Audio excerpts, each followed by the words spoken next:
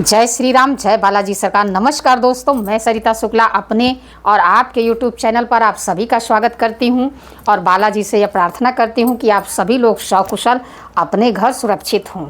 आज की वीडियो में बना रही हूं भादो माह में पड़ने वाली परिवर्तनी एकादशी को लेकर। वीडियो शुरू करने से पहले सबसे पहले सभी बड़ों को सादर चरण स्पर्श, छोटों को शुभ आशीर्वाद और जो मेरी उम्र के हैं उनको प्रेम भरा नमस्कार। और बताइए कैसे हैं आप सभी लोग। आशा करती हूँ कि मज़े में ही होंगे और मज़े में ही रहिए। बालाजी की कृपा आप सभी पर सदैव यूं ही बनी रहे और आप अपने घर हमेशा हंसते और मुस्कुराते रहें। देखिए, देखते देखते हम आ गए भादो माह की दूसरी एकादशी, यानी भादो माह में जो परिवर्तनी एकादशी पड़ती है उस पर हम आ गए हैं। बहुत ज़्यादा समय आप लोगों का नहीं लूँगी अभी भी मैं, लेकिन सिर्फ आप लोगों से एक बात कहना चाहूँगी। अभी भी बहुत जगह बरसात हो ही रही है, बारिश से बहुत लोग परेशान हो चुके हैं। अगर आपके आसपास कोई भी ऐसा व्यक्ति है जो बरसात से परेशान हो, उसको खाने पीने की सुविधा ना हो, उसको कपड़े पहनने का ना हो, तो आप उनकी मदद अवश्य करिए। सबसे पहले तो देखिए, जो कर्म हम करते हैं वही फल स्वरूप हमें प्राप्त होता है, तो इसलिए कर्म हमेशा अच्छे करने चाहिए।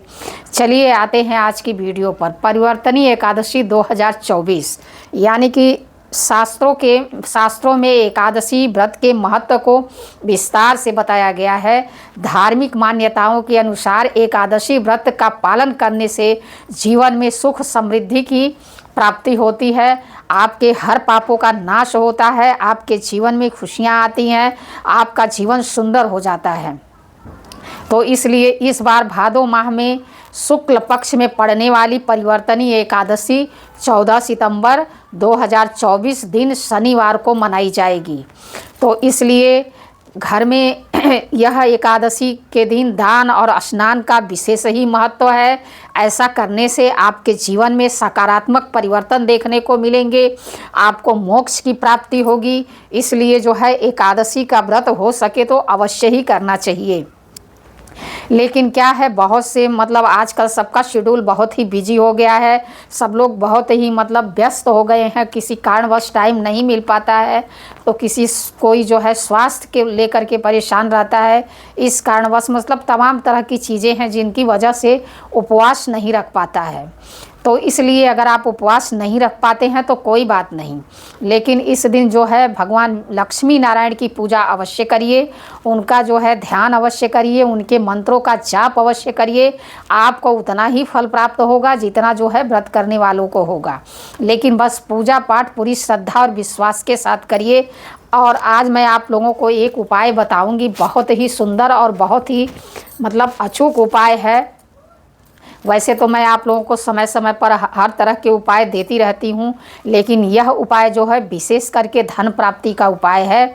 इसको आप जो है अगर एकादशी के दिन आप कर लेते हैं तो लक्ष्मी नारायण की कृपा से आपको धन की प्राप्ति अवश्य ही होगी।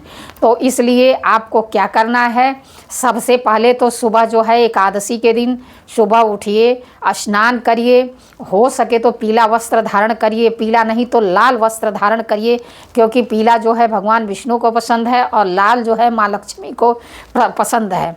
तो इसलिए इन दोनों वस्त्रों में से कोई भी एक वस्त्र आप, चाहे पीला चाहे लाल, कोई भी वस्त्र धारण करिए। उसके बाद 1 लोटा जल लीजिए, काला तिल लीजिए, क्योंकि शनिवार के दिन है। तो सबसे पहले जो है पीपल के पेड़ को जल दीजिए, वहाँ पे काला तिल चढ़ाइए और वहाँ पर बैठ करके 108 बार ओम नमो भगवते वासुदेवाय, ओम नमो भगवते वासुदेवाय इस मंत्र का जाप करिए। और उसके बाद अंत में आपकी जो भी मनोकामना है उनसे कहिए और उनसे प्रार्थना करिए कि हे प्रभु मेरी मनोकामना पूर्ण करिए।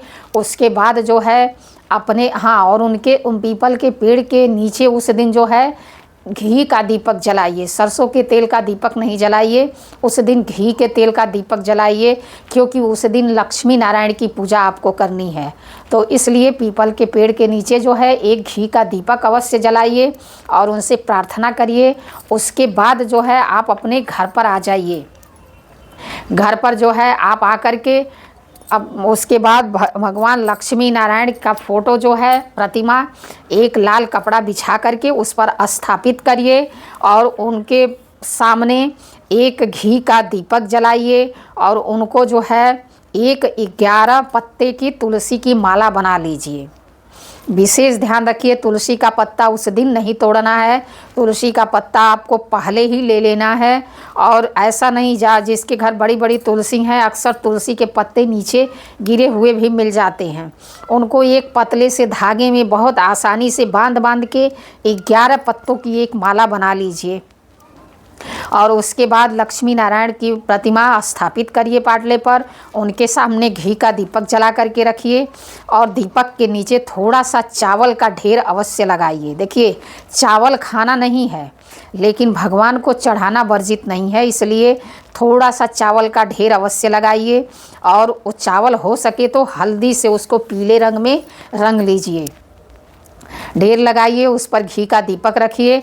और उसके बाद जो है वह तुलसी की माला जो है लक्ष्मी नारायण को आप अपनी धन संबंधी कामना को कहते हुए उनको पहनाइए। और उसके बाद वहाँ बैठ कर के विष्णु सहस्त्र नाम का पाठ करिए। उसके बाद कनकधारा स्त्रोत का पाठ करिए, कनकधारा स्त्रोत का पाठ करिए। उसके बाद उनसे खूब प्रार्थना करिए, माँ लक्ष्मी से भी प्रार्थना करिए, भगवान विष्णु से प्रार्थना करिए कि हे प्रभु, आप मेरे दुखों का अंत कीजिए, मैं इस चीज़ से परेशान हूँ, मेरी यह परेशानी दूर करिए, उनसे विनय करिए। और उसके बाद एक सूखा नारियल और 125 ग्राम बादाम प्रसाद में अवश्य चढ़ाइए। और उसके बाद वह प्रसाद जो है आप पूरा पूजा कर लीजिए, उनको धूप दीप दिखाइए, कपूर जला करके कपूर से उनकी आरती करिए। और उसके बाद अंत में एक नारियल, खड़ा नारियल ले लीजिएगा और सूखा हुआ, और 125 ग्राम बादाम ले लीजिएगा, उसका प्रसाद आपको चढ़ाना है। उसके बाद वहाँ बैठ करके फिर एक बार 108 बार ओम नमो भगवते वासुदेवाय इस मंत्र का, चाहे ओम लक्ष्मी नारायणाय, ओम लक्ष्मी नारायणाय इस मंत्र का 108 बार जाप करिए। उसके बाद उनसे खूब अपनी प्रार्थना कर लीजिए, जो भी आपकी कामना है उसको कहते हुए। और उसके बाद वो प्रसाद उठा लीजिए। वो प्रसाद जो है अपने घर में आपके जितने भी लोग हैं, अपने घर के लोगों को ही वह प्रसाद खाना है, बाहर वह प्रसाद नहीं देना है। बाहर प्रसाद देने के लिए केले का प्रसाद चढ़ाइए और केले का प्रसाद बांटिए। और ध्यान रखिए कि उस दिन आप केला बिल्कुल नहीं खाएंगे, क्योंकि आप केला उस दिन दान कर रहे हैं, केला आप प्रसाद में बांट रहे हैं। केले का दान करिए, केले का प्रसाद बांटिए, लेकिन स्वयं उस दिन केला मत खाइए, दूसरे दिन आप केला खा सकते हैं। यह उपाय आप करके देखिएगा, लक्ष्मी नारायण की कृपा आपको अवश्य ही प्राप्त होगी, आपके धन संबंधी समस्या अवश्य ही दूर होगी। लक्ष्मी नारायण आप पर कृपा करें, यही मेरी कामना है। अगर मेरी वीडियो में कोई गलती हो गई हो तो क्षमा करिए। ऐसी जानकारी के लिए हमसे जुड़िए, हमारे चैनल को लाइक, सब्सक्राइब और शेयर करिए। कम से कम कमेंट में जय श्री राम अवश्य लिखिए, ताकि मुझे अब मुझे लग रहा है, पता नहीं चल रहा है कि आप लोगों को कैसा वीडियो चाहिए, आप लोग क्या चाहते हैं। मैं अपनी जानकारी और मैंने जो किया है उस आधार पर आप लोगों को वीडियो दे रही हूँ। इसको करके इसका लाभ उठाइए। जय श्री राम, जय बालाजी सरकार।